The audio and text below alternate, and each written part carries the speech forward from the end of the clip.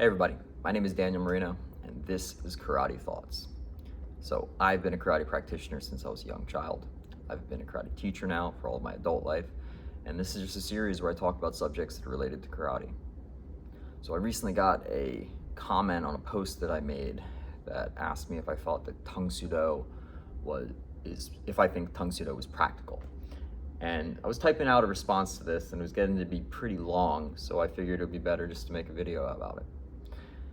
So first of all, from the get-go, I think we should say that Tang Soo is just the Korean pronunciation of Karate Do. So the older name for karate, translated literally, means China hand way. In Japanese, you pronounce that Karate Do. In Korean, that's Tang Soo Do. So Tang Soo Do is just the Korean pronunciation of karate. I don't really distinguish between the two. Tang Soo Do is karate. So is karate practical is the question. And it's a difficult one to answer because it, of course, depends. There are a lot of different ways that karate is practiced. There's a wide range to be found in the art. I know people who pretty much only practice forms. They just do forms, and they do other, prearranged exercises like one-steps or line drills, and that's what karate is to them. I wouldn't consider that a very practical approach.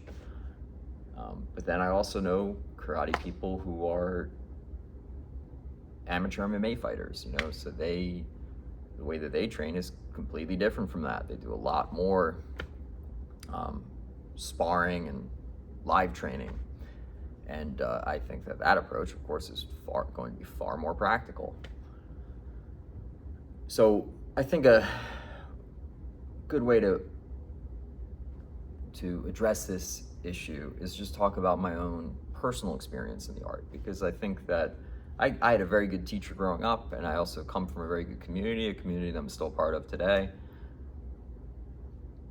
But I do think that my background was fairly typical. The training methodology I grew up doing, I think, is fairly common in karate.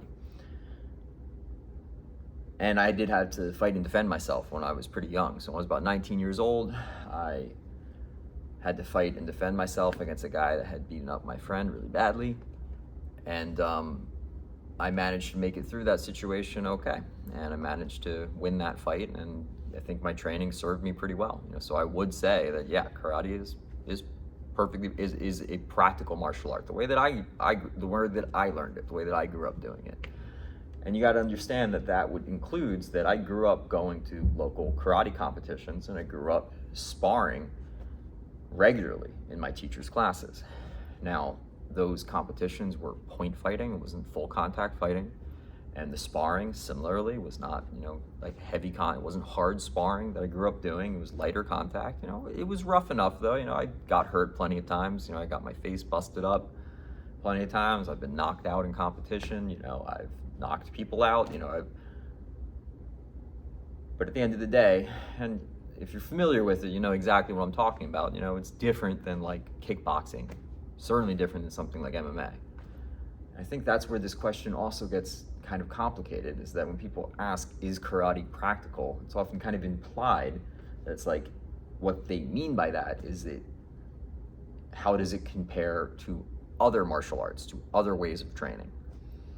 And I would say from that perspective, I think that you are probably better if you are concerned with practicality. If that's your foremost concern, you should probably do MMA. You should probably compete in MMA competition, because I think that competitive experience in full contact competition, especially something like MMA that also includes grappling, is really valuable experience to have. I think it can help you a lot to understand, how fighting works. Not that it's perfect, because self-defense is pretty complicated. It involves a lot of things that are not going to be involved in MMA. MMA still is a sport. I think it's a sport with fairly open rules. The rules are open enough that it develops a baseline of abilities, the ability to strike and to grapple and to put the two together. Very practical. But it's not perfect, of course. Things like self-defense, you have to worry about weapons being involved, multiple opponents being involved, big size differences being involved, like an element of surprise, getting jumped being involved, using the element of surprise yourself, all of these things are not going to be as relevant to any sport, even one that's as open as MMA. So I would say if practicality is really the number one thing that you are concerned with and what you want to get out of your training, you should do MMA, and you should supplement it with like good self-defense type combatives training. Karate, I think, is a little bit different than that. It's not impractical. It's not that it doesn't develop some functional skills. From my own personal experience, like I grew up doing karate competitions. I grew up sparring in my teacher's class. And I think that did develop some practical skills. And that helped me in a real situation. But I also was not, it was like a fish out of water, like pretty shocking experience to have somebody just come at me throwing like big haymakers, because that was very different than my experience sparring and even my experience in competition. At the end of the day though, I knew how to move my feet, I knew how to circle out, I knew how to get my hands up, to defend myself. I had been hit before, right? I did have some issues with my ability in that first punch I threw at the guy, I didn't follow through and hit him hard. I scored a point with it because that's what felt most natural. It's what I did in sparring growing up. It's what I also did in competition. So that was a mistake, and I definitely took some punches, but I was able to get it back together. I was able to defend myself. I was able to keep a cool head too. I had been, and all of this is from my training experience. I had been put in uncomfortable positions before where you kind of have to have that sense of panic, and you have to learn how to work through it and keep a cool head and to get back into the game. I was able to do that in the moment. I don't think my training was perfect for this. I think that it was a pretty shocking experience, and I think my training I could have been better prepared for how different a real fight was going to be versus the sparring that I had a lot of experience doing. But at the end of the day, I did develop some functional skills that helped me to make it through that situation, relatively unscathed. Since then, I've of course changed a lot of things about the way that I train, a lot specifically because of what I learned from this situation. And I've incorporated, close range, like clinch sparring into what I do, which is the big thing that I'd say is different from what I do today versus what I did growing up. I do think it better prepares myself and my students for a situation like that. I do also talk to my students more explicitly about these things. Like I would try to always tell them, always remember that sparring, is not a fight.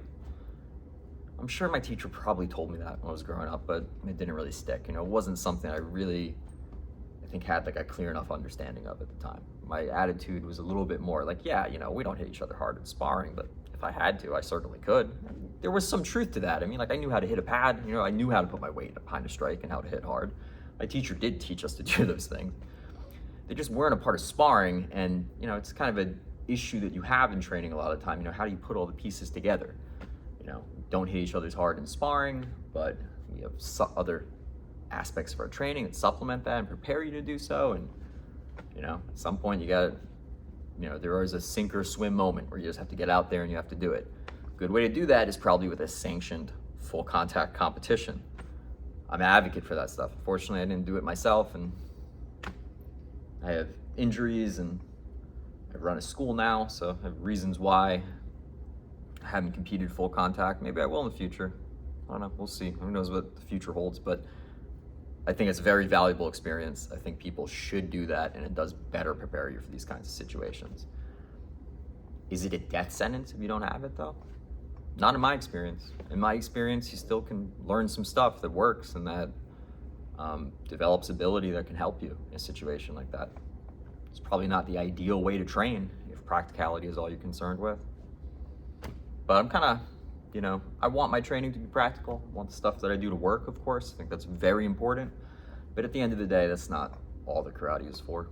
Karate is an art to me. It's something that's for my health. It's for my enjoyment. It's for the community we have around it. And yeah, it's to develop some functional skills in case, God forbid, you ever really need to fight and defend yourself. And I've done a lot. I'm always working to make what I do better, to better serve my students.